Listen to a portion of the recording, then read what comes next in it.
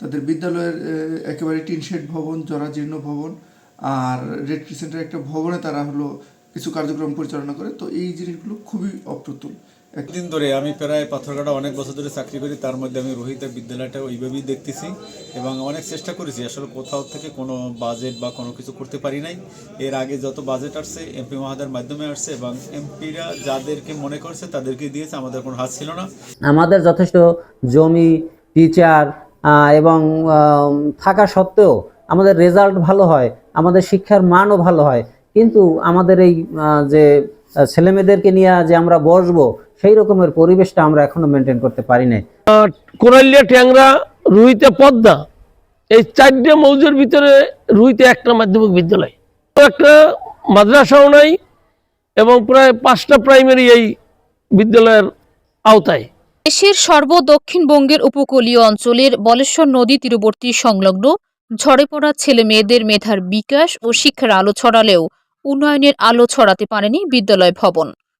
পাথরঘাটা উপজেলার ইউনিয়নের 6 নং ওয়ার্ড এলাকায় অবস্থিত উপজেলার অন্যতম শিক্ষা প্রতিষ্ঠান রুহিতা মাধ্যমিক বিদ্যালয়।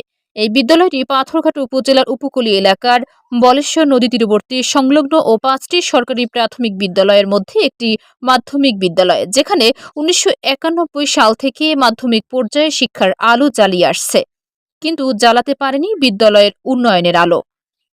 এই এলাকার উপর দিয়ে প্রতি বছর কোনো না কোনো ঘূর্ণিঝড়ের তাণ্ডব চালায়। সেই তাণ্ডবে লণ্ডভণ্ড হয়ে যায় বাড়িঘর সহ শিক্ষা প্রতিষ্ঠান। সেখানে এই অবস্থান রুহিতা মাধ্যমিক বিদ্যালয়। গত সিডার থেকে শুরু করে রেমাল পর্যন্ত তাণ্ডবের মুখে পড়ে এই বিদ্যালয়টি, কিন্তু কোনো সরকারি সহযোগিতা আসেনি উপরের কোনো ইশারায়। শত শত ছাত্রছাত্রী থাকা সত্ত্বেও এখানে ভর্তি হতে রাজি নয় ঝরাজীর্ণ ভবনে লেখাপড়া করতে। সরেজমিনে গিয়ে দেখা যায় রুহিতা মাধ্যমিক বিদ্যালয়ের গত 3 শিক্ষাবর্ষে এসএসসি পরীক্ষার্থীদের পাশের হার শতকরা 2022 সালে 74.29, 2023 সালে 92.11, 2024 সালে 83.87।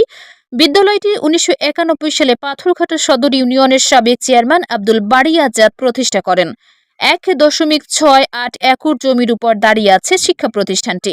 বর্তমানে শিক্ষক ও কর্মচারীদের সংখ্যা 11 জন, ছাত্রছাত্রীর সংখ্যা 232 জন। প্রধান শিক্ষক মনোজ কুমার ব্যাপারী জানান, বিদ্যালয়টি প্রতিষ্ঠার পর থেকেই এই উপকূলীয় অঞ্চলের ঝরে পড়া ছেলে মেয়েদের নিয়ে বিদ্যালয়টি চলে আসছে। আমাদের স্কুল 1991 সালে প্রতিষ্ঠিত হয়, তারপর ধাপে ধাপে আগাইতে থাকে। প্রথমে আমরা গোলপাতার ছাউনি, তারপর টিনের ছাউনি, এখন আমাদের 3 সিটি ঘরেই ক্লাসগুলো চলতেছে। আমাদের বিদ্যালয়ে 1 একর 56% সম্পত্তি আছে, কিন্তু আমরা বারবার সরকার কাছে চাহিদা প্রেরণ করছি উপজেলা এবং জেলার মাধ্যমে, কিন্তু আমাদের সেই ভবন এখনো আমরা পাই নাই, যার কারণে ছেলেমেয়েদেরকে নিয়ে ক্লাস করতে খুবই সমস্যা হয়। বৃষ্টির দিনে টিন শেডের পানি ঢুকে যায় এবং দেখা যায় যে কাদা হয়ে যায়, মানে শিক্ষার পরিবেশ খুবই সংকটে পড়ি আমরা।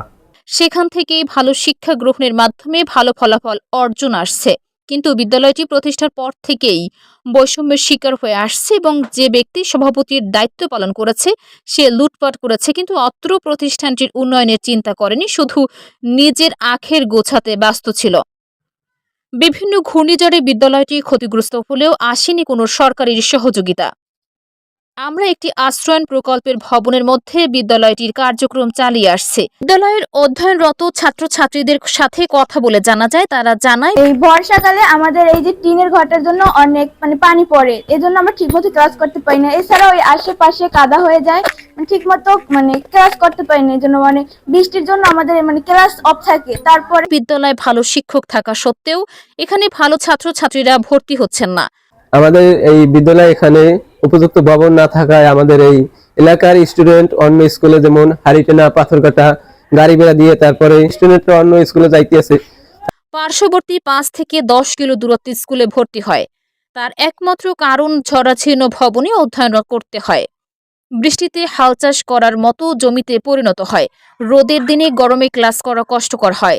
তাই ঊর্ধ্বতন কর্মকর্তাদের কাছে আবেদন, এখানে দ্রুত একটি ভবনের ব্যবস্থা করুন। সাবেক অভিভাবক সদস্য মাহবুবুর রহমান বাদল বলেন, এই আমরা বিভিন্ন চড়া উত্তর মধ্য দিয়ে অদ্যাবধি স্কুল চলছে, কিন্তু আসলে স্কুলের লেখাপড়ার যে উন্নত মানের যে পরিবেশ, এই পরিবেশ আমরা আজও পর্যন্ত সৃষ্টি করতে পারিনি এবং কর্তৃপক্ষ আমাদেরকে যথাযথ সাহায্য করে নাই। স্কুলের একটা মাধ্যমিক বিদ্যালয়ের যে ভবন সেটা আমরা পাই নাই এবং বিদ্যালয়ের যে সেখানে ছেলে মেয়ে আসে, স্কুলের যে একটা পরিবেশের জন্য একটা বাউন্ডারি ওয়াল আমরা দীর্ঘদিন পর্যন্ত কর্তৃপক্ষের কাছে বিনীতভাবে লিখিত মৌখিক অনেকভাবেই আমরা জানাইছি, কেন কোন ইশারা আসলে আমরা পাইতেছি না আমরা জানি না। স্কুলে লেখাপড়ার মান ভালো থাকলেও ভালো নেই ভবন। আশেপাশে শিক্ষার্থীরা শুধু ভবনের অভাবে অন্যত্র গিয়ে ভর্তি হয়। এটা আসলে দুঃখজনক। ঊর্ধ্বতন কর্মকর্তাদের কাছে আকুল আবেদন যাতে এই বিদ্যালয়ে একটি ভবন পাওয়া যায়। মাধ্যমিক একাডেমিক সুপারভাইজার মোহাম্মদ মনিরুল ইসলাম জানান, পাথরঘাটা উপজেলার মধ্যে এই স্কুলটি বৈষম্য শিকার।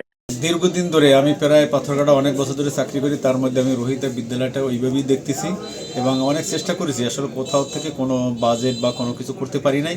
এর আগে যত বাজেট আসছে এমপি মহাদের মাধ্যমে আসছে এবং এমপিরা যাদেরকে মনে করছে তাদেরকে দিয়েছে, আমাদের কোনো হাত ছিল না। বর্তমানে একটা কমিটি হয়েছে উপজেলা নির্বাহী অফিসারের নেতৃত্বে, সেখানে আমি একজন সদস্য আর শিক্ষা প্রকৌশল অধিদপ্তরের উপসহকারী প্রকৌশলী সদস্য সচিব। সেখানে আমরা একটা নতুন ভবন নির্মাণের জন্য একটা তালিকা প্রেরণ করছি শিক্ষা প্রকৌশলে বরগুনাতে। সেখানে রোহিতাকে 2য় নম্বরে রেখেছি। পর্যাপ্ত জমি থাকা সত্ত্বেও একটি ভবনের অভাবে আশেপাশে শিক্ষার্থীরা অন্যত্র গিয়ে ভর্তি হয়। আমি ভবনের জন্য অনেকবার চেষ্টা করে ব্যর্থ হয়েছি, তবে এবারে পাথরঘাটা উপজেলার ভবন আবেদনের জন্য 2য় নম্বরে রেখেছি। আশা করছি এর একটি ভালো সমাধান পাওয়া যাবে। সিডোরের আক্রান্ত এলাকা, সিডোরের সময় দেখা যায় আমাদের আশ্রয় কেন্দ্র হিসেবে আমাদের এখানে কিছু ভবন আছে, কিন্তু ক্লাস করার মতন কোনো ব্যবস্থা নাই। এই যে আমাদের এখন যে আমি যে জায়গায় দাঁড়ানো, এই ভবনটা এইখানে ক্লাস হয় রেগুলার। এখন আমার সন্তানরে আমি কিভাবে এখানে পাঠাই কিনা, দেখা যায় বাতাসে এর একটা টিন খুলি পড়লো আমার বাচ্চার গায়ে, অথবা এর একটা বেড়া ভেঙে আমার বাচ্চার গায়ে পড়লো, তাহলে এই পরিস্থিতিতে কিভাবে আমরা সন্তানদের এইখানে পাঠাই? আজকের রেমালে ঘূর্ণিঝড়ের কারণে এই ঘরটা নষ্ট হয়ে গেছে। এখন পর্যন্ত সরকারি পক্ষ থেকে কোনো আর্থিক সহযোগিতা আসে নাই। আমরা অনেক প্রধান শিক্ষকরা অনেকবার আমরা বলি যে আপনি এই অবস্থা হলে আমরা তো সন্তান পাঠাবো না।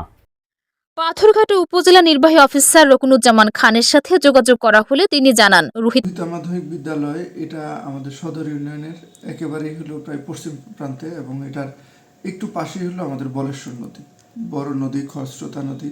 তো এই জায়গাটা একে নিম্নাঞ্চল, আর আমাদের শিক্ষার্থী যারা আছে সেই শিক্ষার্থীদেরও আসলে বড় ধরনের একটা সমস্যা যে তাদের যাতায়াত ব্যবস্থা, তারা আসা যাওয়া যেটা করে এবং সেখানে পড়াশোনা করে। তো সেই পড়াশোনার যে জায়গাটা আছে সেটা একেবারেই অবকাঠামোটা খুবই দুর্বল একটা অবকাঠামো এবং তাদের যে সংকুলন ব্যবস্থা সেটা আসলে নেই। তাদের বিদ্যালয়ের একেবারে টিন শেড ভবন, জরাজীর্ণ ভবন, আর রেড ক্রিসেন্টের একটা ভবনে তারা হলো কিছু কার্যক্রম পরিচালনা করে। তো এই জিনিসগুলো খুবই অপ্রতুল একটা শিক্ষা প্রতিষ্ঠান চালানোর জন্য। আর এই প্রতিষ্ঠানটা যেহেতু বেশ সুনামের সহিত কার্যক্রম পরিচালনা করছে, তো সেই ক্ষেত্রে এদের আসলে দ্রুতই অবকাঠামোগত যেই উন্নয়নটা সেটা খুব জরুরি দরকার। মাধ্যমিক বিদ্যালয়টি একেবারেই উপকূলীয় এলাকার নদী তীরবর্তী সংলগ্ন এবং আশেপাশের কোনো মাধ্যমিক বিদ্যালয় নেই। এখানে 5টি প্রাথমিক বিদ্যালয় রয়েছে, যেখানে একটি মাত্র মাধ্যমিক বিদ্যালয়। এই বিদ্যালয়টির শিক্ষার মান অনেকটাই ভালো, তবে এর চেয়েও ভালো করতে হলে নিশ্চয়ই একটি ভবন দরকার। ঊর্ধ্বতন কর্মকর্তাদের এই বিষয়ে সুপারিশ করে যথাসম্ভব এখানে একটি ভবনের ব্যবস্থা করে দেওয়ার চেষ্টা করব।